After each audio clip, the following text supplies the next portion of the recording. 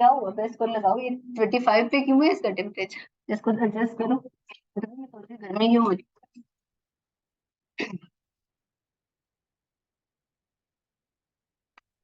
है, इसको 16 तभी गर्मी हो रही है ना।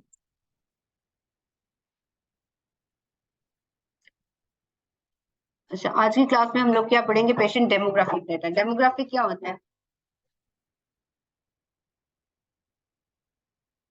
डेमोग्राफिक क्या होता है? हाँ, कौन सा वाला डेटा होता है? हम्म, ठीक है। हम लोग पेशेंट डेमोग्राफिक के बारे में देखेंगे कि पेशेंट डेमोग्राफिक क्या होता है, और हम अपने सॉफ्टवेयर में कैसे एंटर करते हैं, और हमारे पास किस तरह से आता है। ठीक है। हमारे पास, हमने पहले भी ये चीज देखी है कि डिफरेंट तरीके से जो है जो डॉक्टर के पास जो इन्फॉर्मेशन होती है हमारे तक पहुंचने के लिए डिफरेंट तरीके होते हैं। एक ये होता है कि अगर वो पेपर फॉर्म में उसके पास चीज है तो वो हमें स्कैन करके भेज देगा। स्कैन करके वो ईएचआर के थ्रू भेज सकता है। ईएचआर क्या है? उसका सॉफ्टवेयर है जहाँ पे वो सारा डाटा, सारी चीजें जो है वो क्या कर लेता है, अटैच कर लेता है अपनी अटैचमेंट्स जो भी उसने स्कैन की होती है, और हम यहाँ से यूजर नेम पासवर्ड से उसको खोल के देख लेते हैं। उसके अलावा अगर उसके पास ये जो चीजें जो है वो पेपर फॉर्म में ना, स्कैन फॉर्म में ना हो, तो वो क्या करता है, इंटरफेस यूज कर सकता है। अगर वो कोई सॉफ्टवेयर यूज कर रहा है, डॉक्टर भी नहीं, ऐसा नहीं होगा कि वो मैनुअली हर दफा लिख रहा होता है। हो सकता है कि उसने कोई अपना सॉफ्टवेयर रखा हुआ हो जिसके ऊपर वो डाटा सारा इंटर साइड में पेशेंट को चेक कर रहा हो, टाइप कर रहा है या वॉइस कमांड दे रहा है। तो उस तरह की डाटा की जो इन्फॉर्मेशन होती है वो मोस्टली होता है जो हमारे प्रैक्टिस मैनेजमेंट के सॉफ्टवेयर होते हैं, उन सॉफ्टवेयर के साथ उसका बना होता है इंटरफेस।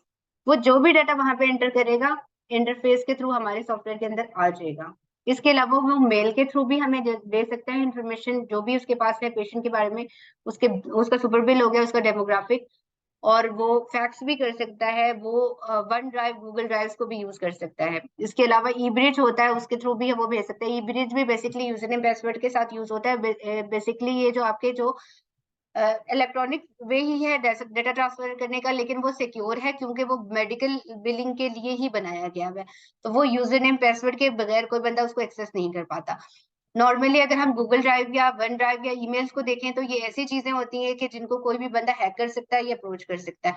तो हमने जबकि शुरू से जब पहली क्लास हमने ली थी तो हमने देखा था कि हम लोग क्या कर रहे हैं, हिप्पा को देख रहे हैं कि हिप्पा के अम्ब्रेला के अंदर ही हमारा काम हो रहा है। जो हमारे हम लोग बिजनेस एसोसिएट्स हैं, जितनी बिलिंग कंपनीज, हमारे जितने भी डॉक्टर्स काम कर रहे हैं, जितनी भी इंश्योरेंस कंपनी काम कर रही है, ये तीन जो कवर एंटिटीज हैं, ये हिप्पा को वायलेट कभी भी नहीं होने देंगी। ठीक है।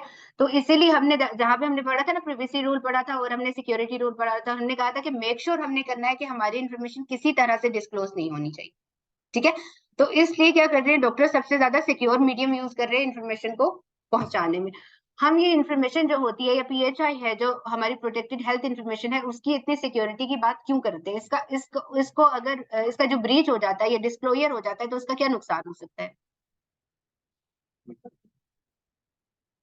बताओ।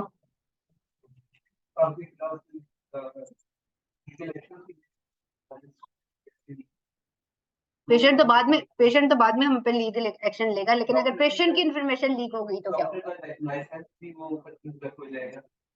सबसे बड़ी बात है कि उस पर लाइसेंस खत्म होने या पेशेंट की कंप्लेन से पहले अगर किसी भी पेशेंट का डाटा जा रहा है तो हमारे पास डेमोग्राफिक के अंदर उसका सारा डाटा जाता है। उसका नाम, उसकी डेट ऑफ बर्थ, उसकी social security number. Social security number वैसे ही है जैसे हमारा आईडी कार्ड नंबर है।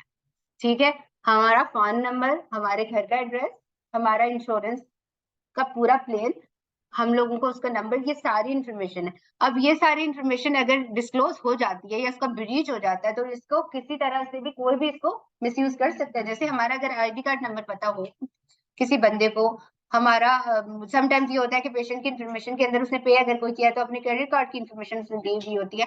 इस तरह का कोई भी डेटा अगर हमारे से ब्रीच हो जाता है तो वो क्या हो सकता है, मिस यूज हो सकता है पेशेंट की।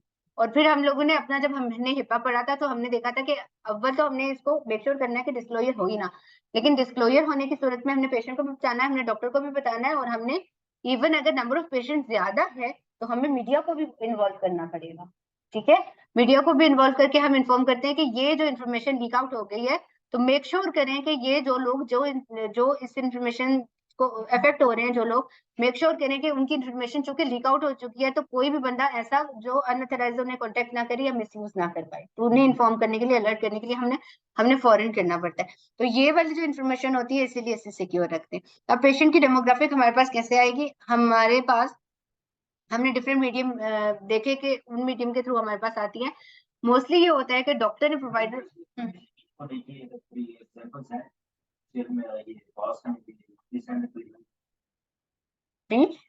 Information consciously unconsciously half and on, मैंने मतलब यहाँ तो खैर इंफॉर्मेशन ऐसी नहीं थी कि जो लीक आउट होती, क्योंकि अगर मैं सिर्फ राइनो का सिनेरियो कहूँ तो यहाँ पे हमारा जो क्लाइंट जिसके लिए हम काम करें, क्लाइंट बेसिकली हमारा अपना ही बंदा है जिसका हॉस्पिटल है और उसके लिए काम करें, डायरेक्टली उसके एम्प्लॉई।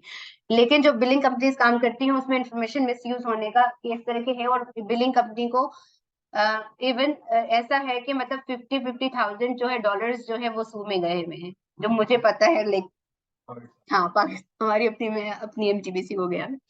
तो ब्रीच के और एक दफा किसी ने लाइक जैसे होता है कि समटाइम्स हमारे जो एम्प्लॉय होते हैं जा रहे होते हैं, तो जाते वक्त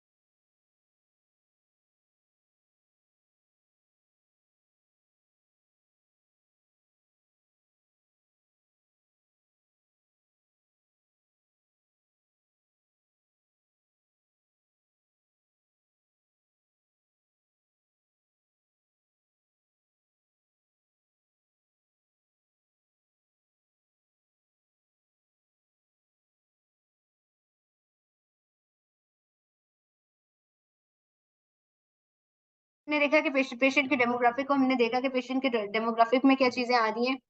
नेम हमने देखा था, नेम हम वहां पर डिस्कस करते रहे कि यूएस में नेम का पैटर्न क्या है। लास्ट नेम फर्स्ट आएगा, फर्स्ट नेम लास्ट आएगा। जैसे आपका कोई भी सर नेम है तो पहले वो आएगा, उसके बाद आपका जो है फर्स्ट नेम आएगा, और आपका कोई मिडिल नेम है, अगर तीन तीन नामों पे मुश्तमिल आपका नाम है तो उसका मिडिल इनिशियल भी लिखा जाएगा। ठीक है। उसके अलावा हमने देखा था कि डेट ऑफ बर्थ या डेट ऑफ सर्विस हम लिखने के लिए क्या करेंगे, हमारा क्या पैटर्न है यूएस में। हाँ, तो इसी चीज को हम लोग अगर सही तरह से देखो, मंथ पहले आएगा तो मंथ में ऐसे भी लिख सकती हूँ कि मार्च अगर है तो मैं 3 लिखूंगी। ठीक है। तो हमने क्या कहा है कि 2 digit for month, 2 digit for day, और 4 डिजिट फॉर ईयर होंगे। ये पैटर्न है। जैसे हम लोग कभी भी टाइम सेट कर रहे होते हैं, किसी भी अपने फोन में टाइम सेट कर रहे होते हैं या अपने कंप्यूटर में टाइम सेट कर रहे हैं, तो डिफरेंट फॉर्मेट्स आ रहे होते हैं ना। 2 डिजिट वाला भी आ रहा होता है, 1 डिजिट वाला भी आ रहा होता है, और हमारा जो ईयर है वो 2 वाला भी आ रहा होता है, 2 डिजिट वाला भी आता है, 4 वाला भी आ रहा होता है। तो उसमें से हम लोगों को मेक श्योर करना है कि हमारा जो यूएस का पैटर्न डेट का यूज हो रहा है, हम उसी डेट का पैटर्न यूज करें, क्योंकि ये सबसे ज्यादा जो है हमारी एशियन गलती है जो हम करते हैं। उसी चीज को हमने एक्सप्लेन कर दिया कि फुल नेम लिख लिया, डेट ऑफ बर्थ लिख लिया, जेंडर लिखते हैं, सोशल सिक्योरिटी नंबर, डेमोग्राफिक में जो हमारे पास आते हैं, एड्रेस आता है, फोन नंबर आता है, ईमेल एड्रेस आता है, और हेल्थ इंश्योरेंस की इंफॉर्मेशन आती है। इंफॉर्मेशन में हेल्थ इंश्योरेंस का नाम आता है और उसका नंबर आता है। ठीक है। समटाइम्स ये होता है कि डेमोग्राफिक में कुछ इंश्योरेंसेज आती है हमारे पास जिनका हमारे पास नंबर नहीं आता। जैसे यूनाइटेड हेल्थ केयर होगी, कुछ इंश्योरेंसेज यूनाइटेड हेल्थ केयर होगी, शायद नाम लिखा हुआ हो, सिग्ना हो गई, एटना हो गई, ये इस तरह की इंश्योरेंसेस के, ये प्राइवेट इंश्योरेंसेस के नाम कह रही हूँ, ये कुछ इंश्योरेंसेस के नाम आते हैं। अब हमारी क्या होती है कि हम जो बीइंग अ बिलर, हमारी प्रोएक्टिव अप्रोच ये होती है कि जब हम इंश्योरेंस के पोर्टल्स यूज करते हैं तो ये इस तरह के इंश्योरेंसेस हैं जो नाम और डेट ऑफ बर्थ से हम पेशेंट का आईडी निकाल सकते हैं। ठीक है। अगर हमारे पास आईडी नहीं आया तो हम उसको इंश्योरेंस की इंफॉर्मेशन मिसिंग नहीं काउंट करेंगे, बल्कि ऐसे इंश्योरेंसेस जैसे यूएससी हो गई, सिग्ना हो गई, एटना हो गई, ये यूज हम लोग क्या करेंगे, पोर्टल पे बंदे का नाम, डेट ऑफ बर्थ, बाकी इंफॉर्मेशन डाल के इंश्योरेंस का आईडी निकाल सकते हैं खुद। लेकिन जैसे मेडिकेयर हो गई, मेडिकेयर का हम नहीं निकाल सकते जब तक अंटिल हमारे पास नहीं होगा उसका, या हमारे पास ब्लू क्रॉस ब्लू शीट है तो वो भी काफी स्ट्रिक्ट है, तो उसके लिए भी ये है कि बहुत बड़ा मेजर पेयर है वो यूएस में यूज होने वाला प्राइवेट ऑर्गेनाइजेशन में से, जो जितनी भी कमर्शियल इंश्योरेंस है, ब्लू क्रॉस बहुत ज्यादा कवर कर रही है सर्विसेज को। तो ये जो इंश्योरेंसेज है इसमें हम लोग क्या करेंगे कि इसके लिए बीसीबीएस के लिए हम नहीं निकाल सकते, तो ये फिर हमारी मिसिंग जाएगी। इसी तरह से हमारे पास प्राइमरी इंश्योरेंस की इन्फॉर्मेशन है, अगर मेडिकेयर जैसी इंश्योरेंस है या यूएससी जैसी, तो वो सेकेंडरी की इन्फॉर्मेशन भी बताएगी। कुछ इंश्योरेंसेज नहीं बताती, कुछ इंश्योरेंसेज बताती है, तो हमको मेक श्योर करना है कि अगर ऐसी इन्फॉर्मेशन जो हम पुल आउट कर सकते हैं थ्रू पोर्टल्स, तो उनको हम मिसिंग में ना जाने दें, बल्कि हम लोग उनके बिल्स क्रिएट करें, डेमोग्राफिक में उनको एंटर करें। ठीक है, जब हम डेमोग्राफिक एंटर करेंगे तो हम लोगों ने सबसे पहले क्या चीज देखनी है, इंश्योरेंस की एलिजिबिलिटी। हालांकि डॉक्टर ऑफिस ने उसने एलिजिबिलिटी वेरीफाई करने के बाद पेशेंट को असूलन भेजना चाहिए था उससे डॉक्टर के पास, लेकिन हम कभी भी उसके ऊपर रिलाई नहीं करेंगे। बेशक उसने कहा है कि चेक की हुई है, वैलिड है, लिस्ट मैंने, लेकिन हमने मेक श्योर करना है, क्योंकि जो प्रोवाइडर ऑफिस में बैठा हुआ बंदा है, जरूरी नहीं है कि उसका बिलिंग नॉलेज उतना हो जितना आपको है। ठीक है, तो वो समटाइम कवरेज एक्टिव आके तो वो भेज देगा। अब कवरेज के अंदर उसका कौन सा प्लान एक्टिव है, मेडिकल के लिए है, डेंटल के लिए है, वीएन के लिए है, उसकी बिहेवियर हेल्थ होगी जो आपकी साइकेट्री से मुतालिक कोई चीज है, तो एक इंश्योरेंस जो है डिफरेंट प्लान्स को ऑफर कर रही होती है, उनमें से कोई भी चीज एक्टिव होगी तो बेसिकली एलिजिबिलिटी में वो एक्टिव ही दिखा रहा होगा। लेकिन जब हम डिटेल्स में जाके पढ़ेंगे तो हमें लगेगा कि हमारी सर्विसेज के लिए है कि नहीं है। जैसे हम मेडिकल की बिलिंग कर रहे हैं तो हमने देखना है कि इन पेशेंट या आउट पेशेंट जिसके लिए देख रहे हैं तो हम उसके लिए देख लेंगे। अगर हम लैब्स बिल कर रहे हैं, कोई ऐसे प्रोसीजर हैं जो लैब्स के हैं, तो हमने वहां से चेक करना है कि इस बंदे के पास लैब्स की कवरेज आ रही थी कि नहीं आ रही थी। तो हम लोगों को, बिलर्स को, एलिजिबिलिटी चेक करते वक्त इस चीज को जरूर देखना है कि जो प्लान जिस चीज के लिए हम सर्विस कर रहे हैं वो एक्टिव है। दूसरा, हमने ये चीज हमेशा मेक श्योर करनी है कि जो इंश्योरेंस हम बिल करने जा रहे हैं एज प्राइमरी, वो प्राइमरी ही इंश्योरेंस होगी। ठीक है, अगर वो सेकेंडरी इंश्योरेंस है तो एलिजिबिलिटी करते हुए ही नजर आ जाएगा कि इसकी कोई और प्राइमरी पेयर है। ठीक है, और प्राइमरी पेयर अगर ऐसा है जिसकी हम नेम और डेट ऑफ बर्थ से इंफॉर्मेशन से निकाल सकते हैं तो हम निकाल देंगे। अगर नहीं निकाल सकते तो फिर हम क्या करेंगे, फिर हम डॉक्टर ऑफिस को कांटेक्ट करेंगे और उन्हें कहेंगे। इसके अलावा जितनी प्राइवेट ऑर्गेनाइजेशन से एक बीसीबीएस को छोड़ के मोस्टली ये होता है कि अगर किसी बंदे के की मेडिकेयर की हमारे पास आईडी है, मेडिकेयर की आईडी है, और उसका कोई मैनेज केयर प्लान है कमर्शियल इंश्योरेंस में से, हमारे पास मेडिकेयर की आईडी है लेकिन कमर्शियल इंश्योरेंस की आईडी नहीं है, तो हम उस कमर्शियल इंश्योरेंस के वेब पोर्टल पे जाके मेडिकेयर का आईडी ही डाल के एलिजिबिलिटी चेक करेंगे तो उस इंश्योरेंस का अपना आईडी आ जाएगा, हम वहां से ले सकते हैं। ठीक है, तो हमें हमेशा क्या करना चाहिए, हमेशा प्रोएक्टिव अप्रोच रखनी चाहिए चीजों को डिले करने के बजाय। क्योंकि आज अगर हमारे पास बिल आ गया है, आज हमने इसको बिल कर दिया तो वो चला जाएगा, तो हो सकता है हम उसको पेंडिंग में डालें तो फिर हमें टाइम ही ना मिले, कोई 15 दिन के बाद दोबारा से मिले, भाई ये पेंडिंग थे ना देखो। तो इस तरह से क्या होता है, चीजें नेग्लिजेंस की वजह से डिले हो जाती हैं और फाइलिंग लिमिट्स जो होती हैं वो क्रॉस हो जाती हैं। फाइलिंग लिमिट्स का शायद मैंने बताया पहले, जिक्र किया या नहीं किया। फाइलिंग लिमिट होती है हर इंश्योरेंस के लिए, जितनी कमर्शियल इंश्योरेंसेज होती हैं उनके लिए, और जितने प्राइवेट इंश्योरेंस होती है उन सब के लिए फाइलिंग लिमिट का होती है। फाइलिंग लिमिट का मतलब होता है कि हम पहली दफा क्लेम कितने टाइम ड्यूरेशन के अंदर सबमिट करा सकते हैं। ऐसा नहीं होता कि बंदा चेक करा के चला जाए और हम फिर जिंदगी भर जब भी दिल आए तो बिल बना के भेजें, ऐसा नहीं होता। उन्होंने ड्यूरेशन रखा हुआ है। जितनी कमर्शियल इंश्योरेंसेज हुए, जैसे एटना है, सिग्ना है, सिग्ना हो गई, हमारी एम्बेडेड है, सुपीरियर हेल्थ है, एटना बेटर हेल्थ है, इस तरह की बहुत हजारों इंश्योरेंसेज है। ये कमर्शियल इंश्योरेंस जो है 90 डेज जो आपको 3 मंथ्स का ड्यूरेशन देती है कि 3 मंथ्स के अंदर अंदर ही फर्स्ट टाइम अपने क्लेम को सबमिट कराना है। और रिप्रोसेसिंग के लिए जब भी आपने रिक्वेस्ट करना है तो 120 डेज का ड्यूरेशन है कि रिप्रोसेसिंग की रिक्वेस्ट भी 120 डेज के अंदर होगी। ठीक है जी, उनको हटके पहली दफा प्रोसेस होने के बाद, पहली दफा प्रोसेस होके रिस्पांस जो आया है ना, रिस्पांस आने के 120 डेज के अंदर अंदर दोबारा से रिक्वेस्ट करो रिप्रोसेसिंग के लिए।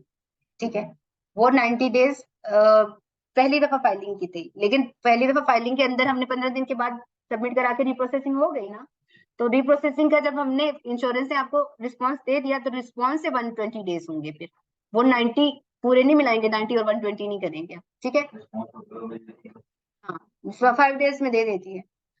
मतलब मैक्सिमम 11-12 दिन, और बहुत अगर कोई इशू होगा तो फिर महीना लगाएगी, लेकिन ये बहुत रेयर होता है कि अगर कोई इशू बीच में आ रहा है। तो ज्यादा बिल प्रोसेस नहीं होती, उनकी मेन नहीं होती है, डेमोग्राफिक डिटेल्स नहीं होती है, क्योंकि और भी रीजन होती है। इंश्योरेंस की अगर आप डेमोग्राफिक एरर्स की जो प्रोसेस आप कह रहे हैं कि हमने खुद ही पेंडिंग में डाल दी है, हमने नहीं की।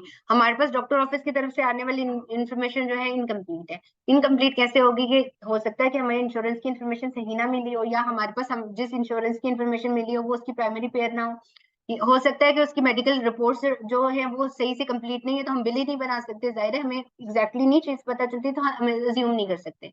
हम मेडिकल बिलिंग में कोई भी चीज अज्यूम नहीं कर सकते। हमने मेक श्योर करना है कि हर चीज 100% हमारे सामने हो, क्योंकि किसी बंदे को कोई बीमारी ना हो तो हम अंदाजा लगा के थोड़ी कर सकते हैं कि इसको ये बीमारी जी। तो इस तरह की रीजंस हो सकती है कि कोई भी चीज आपको इनिशियल जो चीजें प्रोवाइडर ऑफिस से मिल रही है इन्फॉर्मेशन, उसमें कोई कमी हो तो उसकी वजह से वो पेंडिंग रह सकती है चीजें, वरना वो डिलेस नहीं होते। हम बात कर रहे थे फाइलिंग लिमिट की। ये हमने कमर्शियल इंश्योरेंस की बात की थी, कुछ थोड़ा सा टाइम ड्यूरेशन ज्यादा कर लेती है, जैसे बीसीबीएस है तो उसका फाइलिंग लिमिट जो है 6 मंथ्स तक जाता है, 6 मंथ्स के अंदर कर लेते हैं। इसके अलावा जो आपकी मेडिकेयर है वो 365 डेज, यानी 1 साल के अंदर फर्स्ट टाइम वो देता है कि आपकी जो फर्स्ट टाइम सबमिशन का ड्यूरेशन इतना ज्यादा दे रहा है कि 1 साल के अंदर अंदर कभी भी बिल कर दो। ये मेडिकेयर दे रहा है।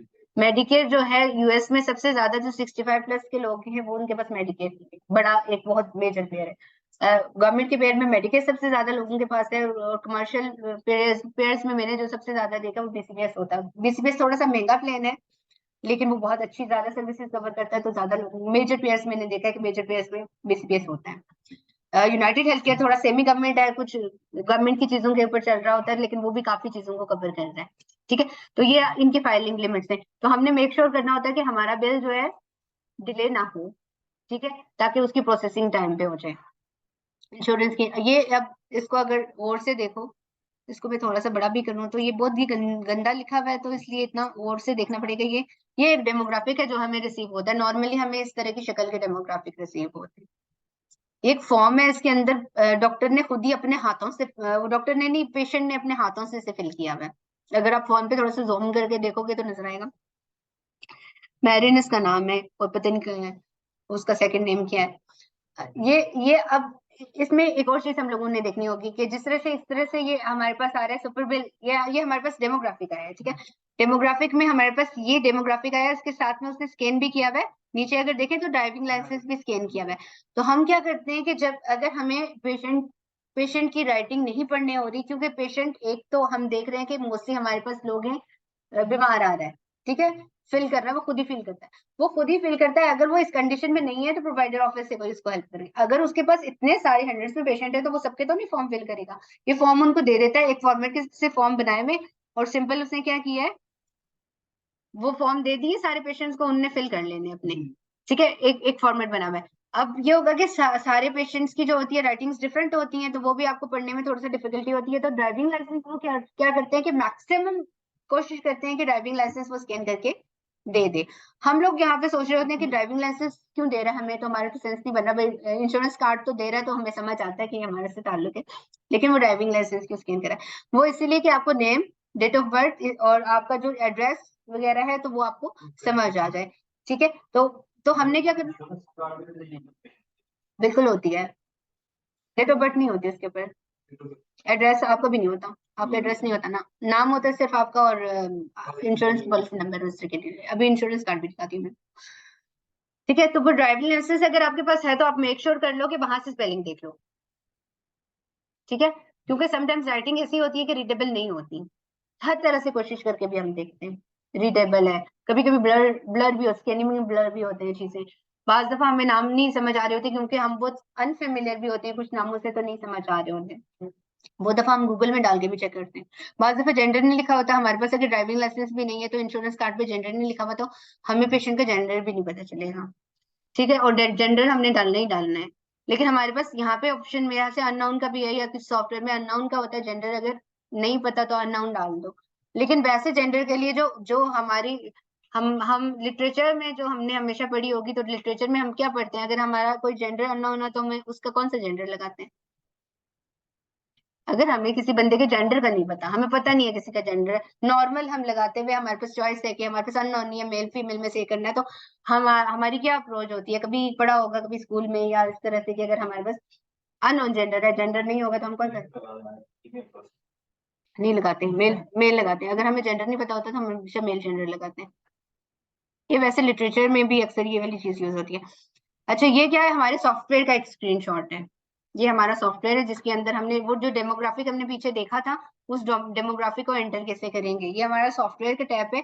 इसके अंदर हमने फर्स्ट इन्फॉर्मेशन जो लिखी है, जो नाम की इन्फॉर्मेशन लिखी है, पेशेंट की इन्फॉर्मेशन में उसकी इंश्योरेंस की डिटेल है, उसके एड्रेस है और ये फोन नंबर वगैरह, जिप कोड। अब यूएस में क्या होता है, जिप कोड से जो आपकी जो स्टेट है और आपका सिटी है, जिप कोड से आता है। ठीक है, जिप कोड 7 to 9 उसका होता है। वैसे आखिरी दो जो होते हैं 9, मेरे ख्याल से मेडिकेयर के लिए 9 डालते हैं, वैसे 7 भी डालो तो जिप कोड चल जाता है। तो हम ज्यादातर क्या करते होते हैं कि एड्रेस डालते हुए जो हमारा प्रोएक्टिव अप्रोच होता है, तो हम सिटी स्टेट डालने के बजाय पहले जिप कोड एंटर करके टैप करते हैं, तो ऑटोमेटिकली आपका वो एंटर करते हैं जिप कोड के अकॉर्डिंग, सिटी और स्टेट वो खुद ब खुद पिक कर लेता है, सॉफ्टवेयर कोई भी सॉफ्टवेयर कर लेता है। ठीक है, समटाइम ये होता है कि एक जिप कोड के अंदर डिफरेंट सिटीज भी होते हैं जो साथ साथ जा रहे हैं ना, जैसे हमारा पिंडी इस्लामाबाद साथ साथ इनके वो आ रहे थे। रावलपिंडी का जिप कोड क्या है? 4600 हाँ 46,000। हाँ, ऐसी कुछ है। ठीक है, हमारा भी जिप कोड होता है, वैसे हम उसको इतना बॉदर नहीं करते, लेकिन जिप कोड हमारे भी होते हैं। तो हमने क्या करनी होती है अप्रोच में, इसमें हमने क्या रखना होता है कि जिप कोड कर लेंगे तो हमारा ऑटोमेटिकली हो जाएगा ये। पोस्टल कोड में जिप कोड और पोस्टल कोड में फर्क है। रावलपिंडी का पोस्टल कोड क्या है, पता होना चाहिए ना, खत लिखते ही नहीं कोई।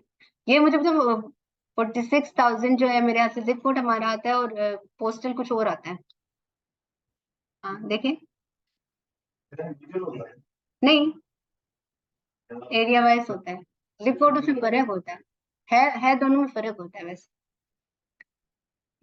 पीओ तो वो एरिया वाइज होता है, ये जिप कोड और पोस्टल कोड में फर्क होता है। सर पोस्टल बेचारे अटक रिफाइनरी बाग मोरका हाँ, पोस्टल हर जगह का एरिया एरिया एरिया वाइज होगा।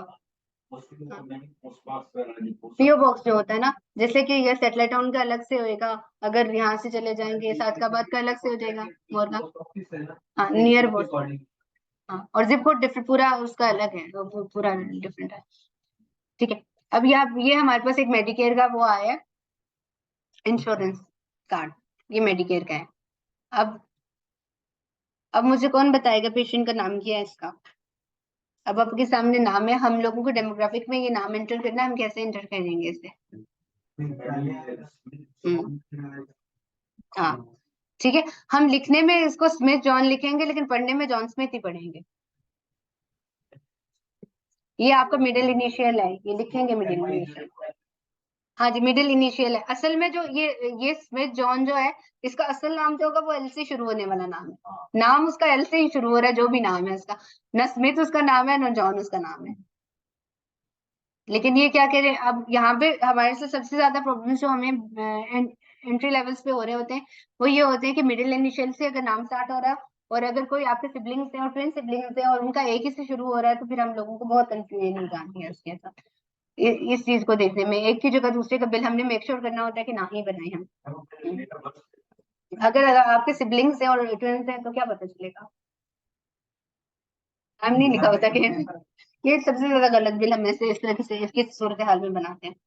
लेकिन हम उसमें पता है क्या देखते हैं, हम लोग देखते हैं कि एक तो डबल चेक करते हैं इंश्योरेंस कार्ड से इंफॉर्मेशन, अगर मिडिल इनिशियल हमें कुछ भी नहीं मिल रहा तो हिस्ट्री हम देखते हैं, हम हिस्ट्री देखते हैं पेशेंट की। हाँ, उसके अलावा ये एक और चीज मैंने बताई थी कि जूनियर से सीनियर से भी करते हैं। अगर बच्चे हैं तो फादर का एक ही नाम है, बस जूनियर और सीनियर लिखते हैं, नाम भी लिखते, कभी जहमत भी नहीं करते जूनियर सीनियर लिखने की। तो उसको भी हम लोगों ने मेक श्योर करना होता है कि एक ही जगह दूसरे का बिल ना जाए। हाँ, किसी के साथ। अच्छा, वो एक और करते हैं, कोविड के दौरान हम लोग काम कर रहे थे, तो मेरे पास एक इंडिपेंडेंट लैब थी, लैब के ऊपर हम लोग काम करते थे। जैसे इंडिपेंडेंट लैब इस तरह से थी कि उसका नाम था एट योर डोर लैब। वो डोर अपने आपके डोर स्टेप से जाके आपके ब्लड के सैंपल्स कलेक्ट करती थी।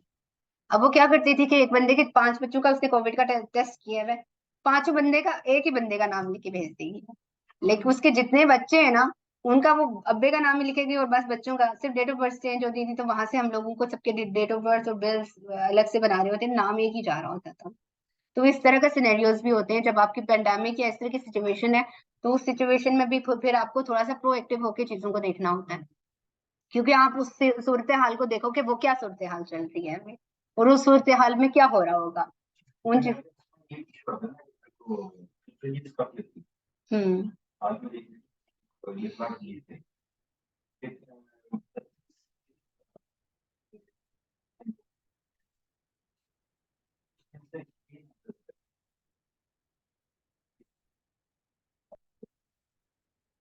सारी एक एक उंगलियों का लगा जिस भी उंगली का मैं दिल करे लगा दो। पता नहीं क्या कहते हैं। वो सही से नहीं लगी होगी थम, तभी वो इम्प्रेशन स्कैन नहीं कर पा रहा ना। आपका आपका इम्प्रेशन अगर जब तक नहीं होगा नहीं होगा। तो हमारे नहीं होते, हमारे तो चेक इन पे नहीं हो रहा होता, ये यहाँ बाहर खड़े रखते हैं, मेरे तो हर तीसरे दिन मेरा थम लगता ही नहीं है। बेचारे घिस जाती है। नहीं वैसे भी थंब इम्प्रेशन तो वो करता है ना, चेंज भी हो जाता है दूसरा, कि आपको अगर स्टैन लगा हुआ है या आपने मेहंदी भी लगाई है थंब इम्प्रेशन तो नहीं लगेगा।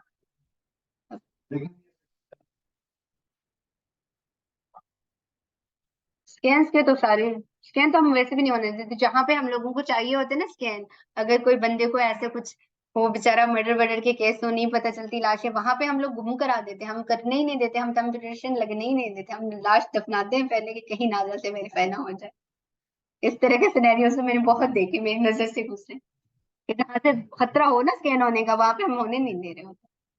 ठीक है, ये सॉफ्टवेयर का इमेज था हमारा। ठीक है, उसी चीज को हम लोगों ने क्या किया है कि पेशेंट डेमोग्राफिक इंपॉर्टेंट क्यों होता है, तो मुझे बताएगा इससे पहले कि हम ये पढ़ें कि क्यों इम्पोर्टेंट होता है। हम इतना डेमोग्राफिक पे जोर डाल रहे हैं तो वो इम्पोर्टेंट क्यों है। डेफिनेटली।